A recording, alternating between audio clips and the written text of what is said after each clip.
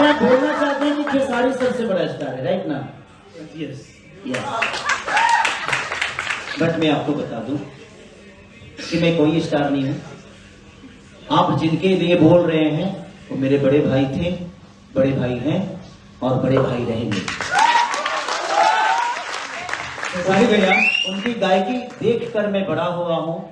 मेरी एज बहुत छोटी है, उनसे मैं कम से कम 6 से 7 साल छोटा हूं। तो अगर मैं अपने बड़ों का सम्मान नहीं करूंगा तो मुझे नहीं लगता कि मेरा कोई सम्मान करेगा। और वो बड़े थे, बड़े हैं, बड़े रहेंगे। मार्केट में ज्यादा बजना कम बजना ये तो आपकी ऊर्जा के ऊपर होता है, लोगों के प्यार के ऊपर होता है। लेकिन जो सच्चाई है उसको ना ये छुपा सकते हैं ना मैं छुपा सकता हूं। इन्होंने ऐसे नहीं बोला, वो प्यार था इनका खेसारी के लिए, लेकिन ऐसा नहीं कि ये किसी को कम मानते हैं। उस चैनल पे कल्लू के भी 200 मिलियन के गाने हैं, तो हमारे कल्लू जी का भी एक सम्मान है। तो आर्टिस्ट कोई छोटा और कोई बड़ा नहीं होता है।